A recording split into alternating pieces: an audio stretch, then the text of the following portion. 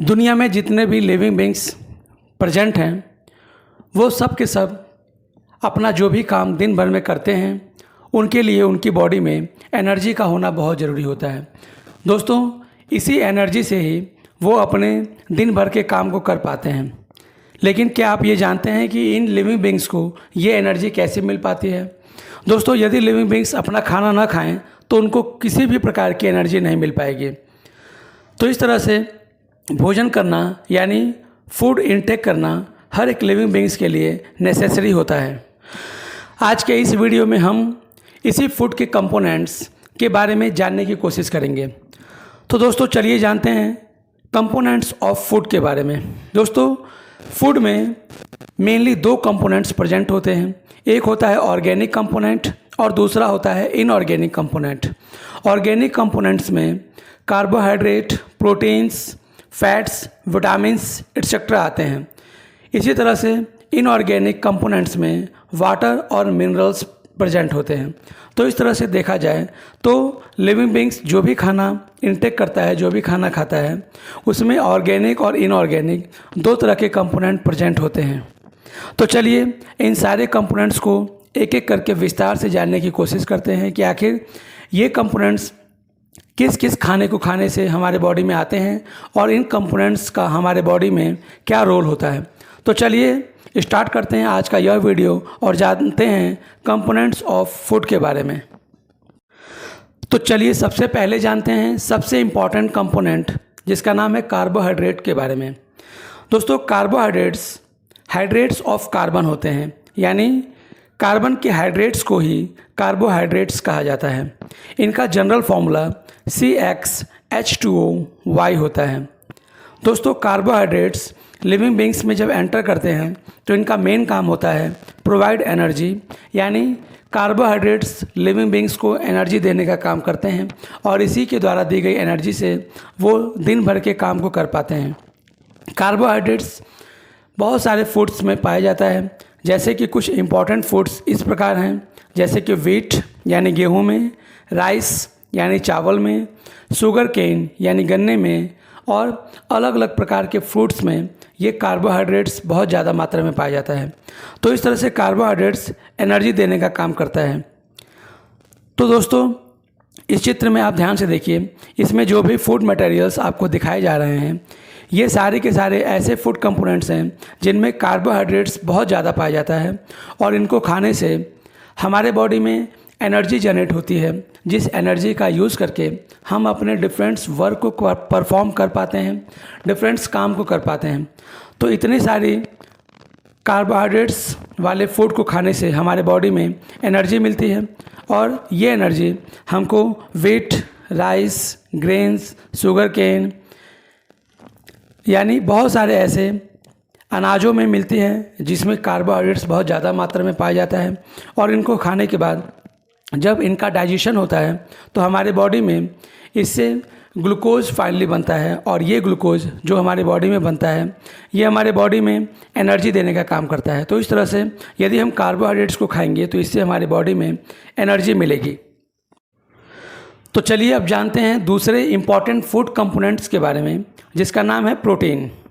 दोस्तों, प्रोटीन जो वर्ड है ये ग्रीक वर्ड प्रोटियोस से मिलकर के बना हुआ है और प्रोटियोस का मतलब होता है फर्स्ट।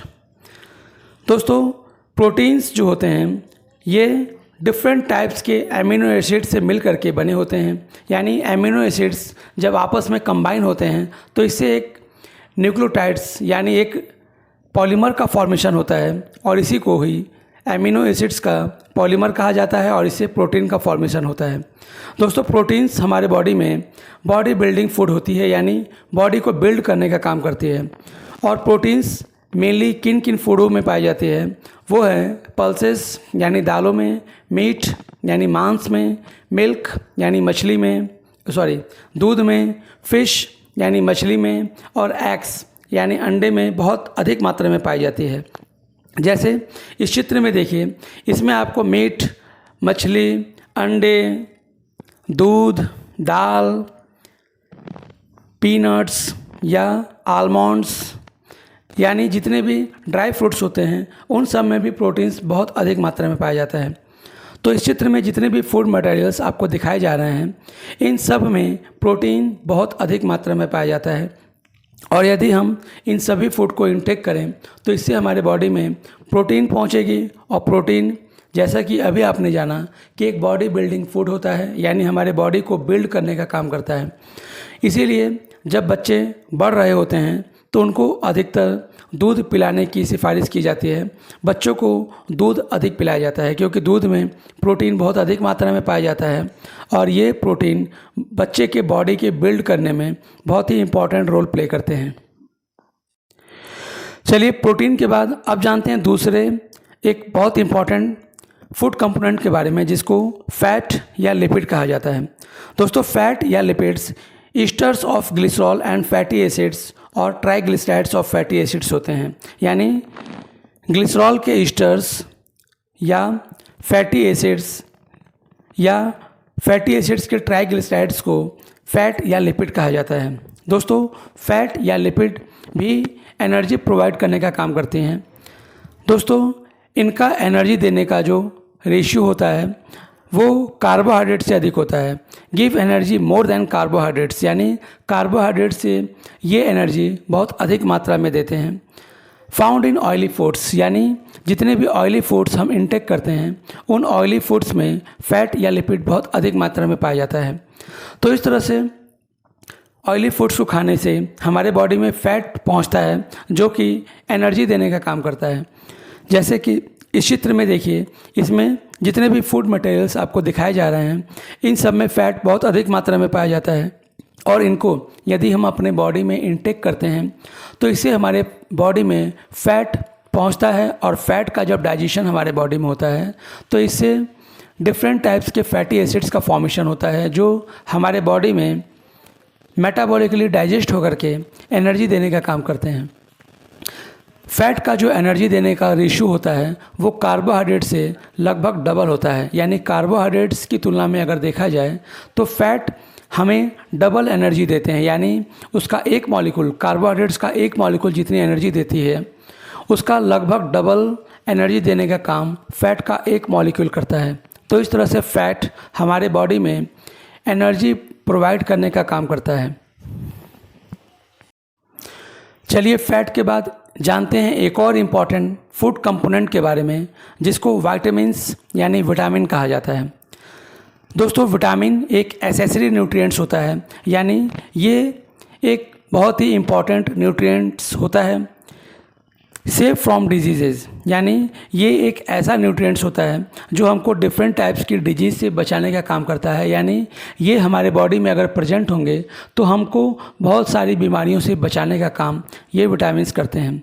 लैक ऑफ वन और मोर विटामिन्स कॉजेज डेफिशिएंसी सिम्टम्स। यदि किसी एक विटामिन या एक से अधिक विटामिन्स की हमारे बॉडी में कमी हो जाती है तो इससे डिफरेंट टाइप्स के डेफिशिएंसी सिम्टम्स हमारे बॉडी में दिखाई देने लगते हैं। Found in fruits and vegetables etcetera. Vitamins हमको मेनली फ्रूट्स में और वेजिटेबल्स में मिलता है। यानी जब हम फलों और सब्जियों को खाते हैं तो उसके थ्रू हमारे बॉडी में विटामिन्स पहुंच जाते हैं। दोस्तों, विटामिन्स आर टू टाइप्स, यानी विटामिन्स दो प्रकार के होते हैं, जिसमें से पहला है फैट सॉल्युबल और दूसरा है वाटर सॉल्युबल। यानी फैट सॉल्युबल विटामिन्स उनको कहते हैं जो फैट में सॉल्युबल हो जाते हैं और ये विटामिन ए, डी, ई और के होते हैं। इसी तरह से एक होते हैं वाटर सॉल्युबल विटामिन्स, यानी ऐसे विटामिन जो वाटर में सॉल्युबल हो जाते हैं, जो विटामिन बी और सी होते हैं। तो इस तरह से देखा जाए तो विटामिन्स दो तरह के होते हैं, फैट सॉल्युबल विटामिन और water soluble vitamin. Water soluble vitamin में विटामिन बी और विटामिन सी होते हैं। तो दोस्तों, विटामिन्स एक बहुत ही एसेसरी न्यूट्रिएंट्स होते हैं जो हमको डिफरेंट टाइप्स की डिजीज़ से बचाने का काम करते हैं और इनकी यदि हमारे बॉडी में कमी हो जाए तो इससे डिफरेंट टाइप्स की डेफिशिएंसी सिम्टम्स हमारे बॉडी में दिखाई देने लगती हैं। जैसे कि यदि विटामिन ए की कमी हो जाए तो हमें रतौंधी हो जाता है, विटामिन बी की कमी से बेरी, विटामिन सी की कमी से स्कर्वी और विटामिन डी की कमी से रिकेट्स हो जाता है। तो इस तरह से देखा जाए तो ये विटामिन्स हमारे बॉडी के लिए एक एसेसरी न्यूट्रिएंट्स होते हैं और इनकी यदि हमारे बॉडी में कमी हो जाए तो उसकी वजह से हमारे बॉडी में कई तरह के डेफिशिएंसी डिजीजेस जनरेट हो जाते हैं। जैसा कि अभी आपने जाना कि यदि विटामिन ए की कमी हो जाए तो हमारे बॉडी में रतौंधी हो जाता है, जिसको नाइट ब्लाइंडनेस कहा जाता है, और रात में दिखाई देना बंद हो जाता है। इसी तरह से यदि विटामिन सी की कमी हो जाए तो इससे स्कर्वी नामक रोग हो जाता है, जो हमारे दांतों और मसूड़ों के लिए बहुत ही खतरनाक एक डिजीज होता है। इसी तरह से विटामिन डी की कमी से रिकेट्स हो जाता है, जो कि हड्डियों की एक बीमारी होती है। तो इस तरह से विटामिन्स हमारे फूड में पाया जाने वाला एक बहुत ही एसेसरी न्यूट्रिएंट्स होता है, जो हमको डिफरेंट टाइप्स की बीमारियों से बचाने का काम करता है, और ये विटामिन फ्रूट्स और वेजिटेबल्स में पाया जाता है। इसी तरह से एक और फूड कंपोनेंट होता है और वो है वाटर। दोस्तों, वाटर एक बहुत ही इसेंशियल न्यूट्रिएंट्स या इसेंशियल फूड कंपोनेंट होता है, जो कि फूड में प्रेजेंट होता है। Found in all food items, यानी हर तरह के फूड आइटम्स में वाटर ज़रूर पाया जाता है। नेसेसरी फॉर ऑल लिविंग, यानी जितने भी लिविंग बींग्स इस धरती पे पाए जाते हैं उनके लिए वाटर बहुत ही ज़्यादा नेसेसरी होता है, क्योंकि यदि वाटर उसको अवेलेबल ना हो तो वो लिविंग बींग्स जिंदा नहीं रह पाएगा और कुछ समय के बाद उसकी डेथ हो जाएगी। तो इस तरह से देखा जाए तो वाटर एक बहुत ही इसेंशियल फूड कंपोनेंट होता है, जो हर तरह के फूड कंपोनेंट में प्रेजेंट होता है, और फूड को इंटेक करने से ये वाटर हमारे बॉडी में एंटर कर जाता है। इसके अलावा हम इस पानी की कमी को पूरा करने के लिए हम भोजन करने के अलावा इस पानी को डायरेक्ट इंटेक भी करते हैं, यानी सीधे पानी को पी करके भी हम अपने बॉडी में इस पानी की कमी को पूरा कर लेते हैं, क्योंकि पानी एक बहुत ही नेसेसरी कंपोनेंट होता है हमारे बॉडी के लिए। यानी कोई भी लिविंग बींग्स तभी जिंदा रह पाएगा जब उसको सफिशिएंट अमाउंट में वाटर अवेलेबल होता रहे। तो इस तरह से वाटर भी एक इम्पॉर्टेंट फूड कंपोनेंट होता है। तो चलिए अब जानते हैं एक और इम्पॉर्टेंट फूड कंपोनेंट, जिसको मिनरल्स कहा जाता है। मिनरल्स मीन्स होता है खनिज लवण। Found in all food items, यानी हर तरह के फूड आइटम्स में मिनरल प्रेजेंट होते हैं। नेसेसरी फॉर ऑल लिविंग, यानी जितने भी लिविंग बींग्स इस धरती पे हैं उन सब के लिए मिनरल्स बहुत ही ज़्यादा नेसेसरी, यानी बहुत ही ज़्यादा इम्पॉर्टेंट होता है। इट इज़ माइक्रो न्यूट्रिएंट्स, यानी मिनरल्स जो होते हैं हमको बहुत ही कम मात्रा में इनकी ज़रूरत होती है। अधिक मात्रा में इनकी हमारे बॉडी में कोई ज़रूरत नहीं होती है। अगर ये स्मॉल अमाउंट में हमारे बॉडी में प्रेजेंट रहें तो इससे हमारे बॉडी में बहुत सारे इम्पॉर्टेंट फंक्शंस को परफॉर्म करने में मदद मिलती है। मिनरल्स के जो मेन एग्जांपल्स हैं वो कुछ इस तरह से हैं, जैसे iron, calcium, phosphorus, iodine etcetera.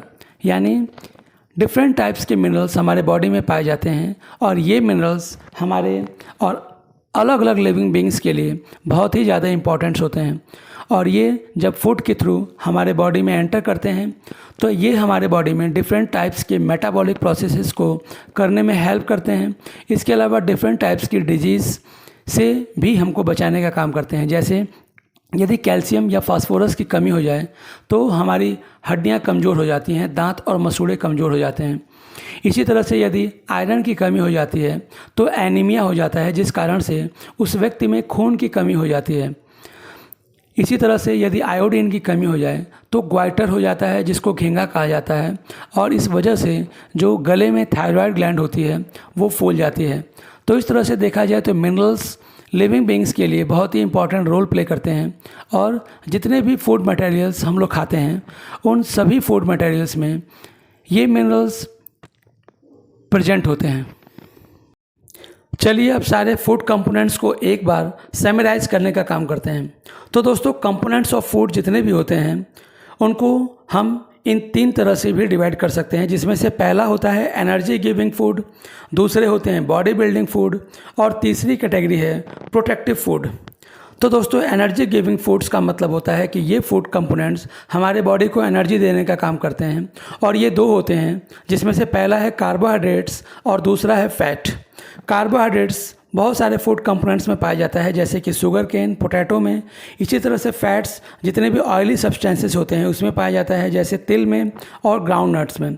इसी तरह से बॉडी बिल्डिंग फूड्स जो प्रोटीन होते हैं ये जनरली सोयाबीन्स में, पीज़ में और भी डिफरेंट टाइप्स के फूड मटेरियल्स में, जैसे कि मिल्क में, मीट में, एग में पाया जाता है।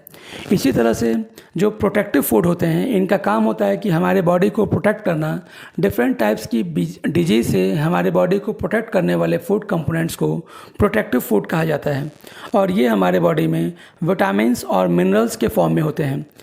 विटामिन्स जनरली मिल्क और फिश में पाया जाता है। इसके अलावा और भी बहुत सारे कंपोनेंट्स में विटामिन्स पाए जाते हैं।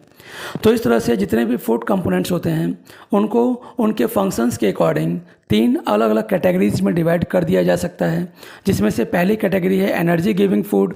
इसमें कार्बोहाइड्रेट्स और फैट आते हैं। दूसरी कैटेगरी है बॉडी बिल्डिंग फूड, इसमें प्रोटीन आता है। और तीसरी कैटेगरी है प्रोटेक्टिव फूड, इसमें विटामिन्स और मिनरल्स आते हैं। तो इस तरह से आज के इस वीडियो में हम लोगों ने फूड कंपोनेंट्स को बहुत ही डिटेल में जानने की कोशिश की, और इस वीडियो के द्वारा आपको फूड में पाए जाने वाले अलग अलग फूड कंपोनेंट्स बहुत अच्छे से क्लियर हो गए होंगे। उम्मीद है आपको आज का यह वीडियो ज़रूर पसंद आया होगा। धन्यवाद।